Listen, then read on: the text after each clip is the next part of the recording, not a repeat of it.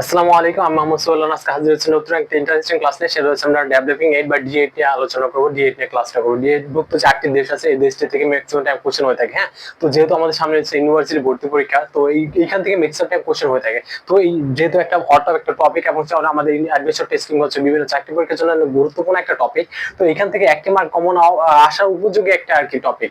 তো সেক্ষেত্রে আমরা যদি এই ডেভেলপিং এইড যে 8টি দেশ আছে, এটা কত ইজিলি আমরা মনে রাখতে পারি, তো সেটা নিয়ে একটু আলোচনা করবো। যদি আপনারা আমাদের সাথে আজকে ক্লাসটা করেন, আজকের পর আপনি ডেভেলপিং এইড বা ডি8 এর যে রাষ্ট্রগুলো আছে এগুলো কখনোই ভুলবেন না। তো আশা করি আমাদের সাথে ক্লাসটা করবেন, আশা করি অনেক ভালো লাগবে। চল আমরা একটু শুরু করি। দেখেন এখানে আমরা একটা টেকনিক লিখছি মনে রাখার জন্য, যে বাপ মা নেই তাই তুমি সেরা, ভাই তুমি সব, এরকম একটা লিখছে। হ্যাঁ, এখানে একটা আমি লিখে দেই, বাপ মা নেই তাই তুমি সব।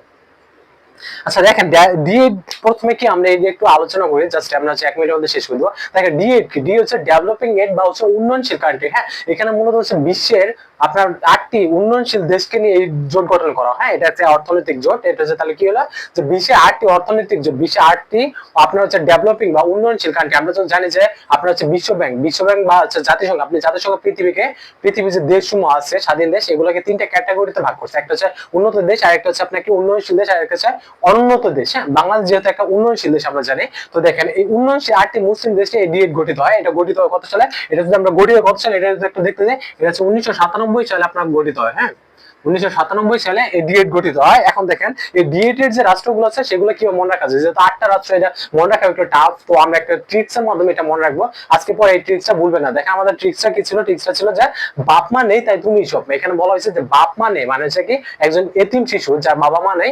এখন উনার ধরেন একটা কাকা আছে, তাই উনার কাকার উদ্দেশ্য করে বলতেছে যে বাবা মা নেই তাই তুমি সব, মানে হচ্ছে কি বাপ মা নেই তাই তুমি সব। এখন এই ট্রিক্স এর মাধ্যমে আমরা হচ্ছে মূলত 8টি রাষ্ট্র মনে রাখার চেষ্টা করবো। তো আমরা দেখি একটু শুরু করি। দেখেন এখানে বাপের যে বয়কার বা, আমরা এটাই দেখতে মনে রাখি। দেখেন বয়কার বাদ হচ্ছে বাংলাদেশ। হ্যাঁ,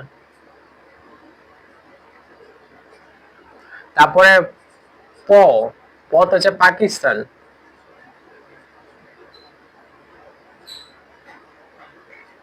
তারপরে মা,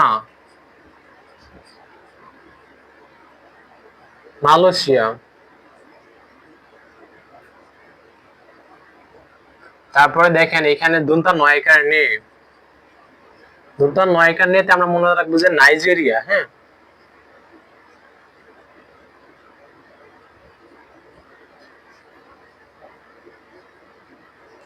এটা আসলে দুনতা নয়কার মধ্যে না দেওয়া হয় তো নাই, এটা কেমন না, সেজন্য নিয়ে দিচ্ছে আর কি।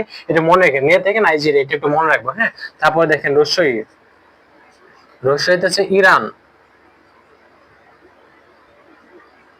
তারপরে দেখেন আপনার তয়কার তা, তয়কার তা হচ্ছে তাইওয়ান।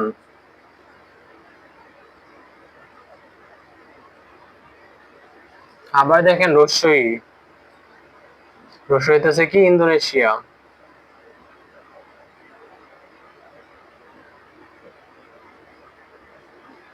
একটা বিষয় মনে রাখবেন, ইন্দোনেশিয়া কিন্তু পৃথিবীর বৃহত্তম দ্বীপ রাষ্ট্র। হ্যাঁ, এটা একটু খেয়াল রাখেন।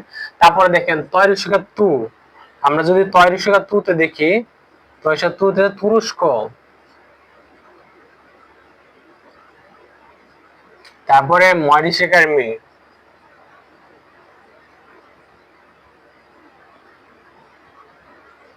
দেখেন এই যে 8টা রাষ্ট্র আমরা দেখতে পাচ্ছি, মূলত এই 8টা রাষ্ট্রকে মূলত ডেভেলপিং এইড বলা হয়। হ্যাঁ, তো আমরা তো দেখলাম ডেভেলপিং এইড এখানে হচ্ছে মূলত উন্নয়নশীল 8টি মুসলিম রাষ্ট্র নিয়ে গঠিত হয়। এটা মূলত যখন গঠিত হয়, এটা প্রথম হচ্ছে ইরানে প্রথমে এই আপনার হচ্ছে পদক্ষেপটা নেয় ইরান। এবং ইরানে এই পদক্ষেপটা নেয় কত সালে, 1997 সালে। সেই ক্ষেত্রে হচ্ছে আমাদের ডি8 যেটা, এটা প্রতিষ্ঠিত করতেছে 1997 সালে। এখন ডি8 হচ্ছে আপনার এখানে দুটা কোশ্চেন হয়ে থাকে যে ডি8 কত সালে প্রতিষ্ঠিত। তাহলে আমরা এই পাশে যদি একটু আমরা প্রতিষ্ঠিত সালটা দেখি, প্রতিষ্ঠা হয় তাহলে কত সালে, আমরা দেখলাম প্রতিষ্ঠা হয় 1997 সালে।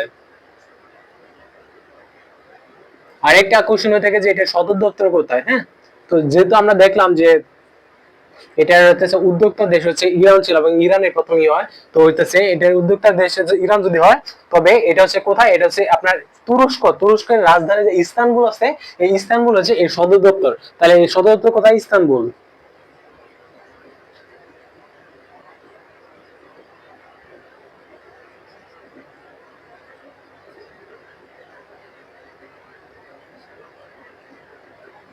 দেখেন এইখানে এটুকু আপনার ডেভেলপিং এর যে আমাদের টপিকটা আছে এর বাইরে একটা কোশ্চেন আসবে না। তবে যারা ঢাকা ইউনিভার্সিটি ভর্তি পরীক্ষা দেবেন কিংবা বিভিন্ন ইউনিভার্সিটি ভর্তি পরীক্ষা দেবেন এবং যারা হচ্ছে সামনে বিভিন্ন চাকরি পরীক্ষা বা কম্পিটিটিভমূলক পরীক্ষা আছে, প্রতিযোগিতামূলক পরীক্ষা, এগুলোর জন্য এই ডেভেলপিং 8 এটা কিন্তু অনেক একটা গুরুত্বপূর্ণ একটা টপিক। তো আজকে ক্লাসটা যদি ভালো লেগে থাকে অবশ্যই লাইক কমেন্ট শেয়ার করবেন। আর এরকম নতুন নতুন আর ইন্টারেস্টিং ভিডিও পেতে চাইলে আমাদের পেজ অবশ্যই ফলো দিয়ে রাখবেন। সবাই ভালো থাকবেন, সুস্থ থাকবেন। আসসালামু আলাইকুম।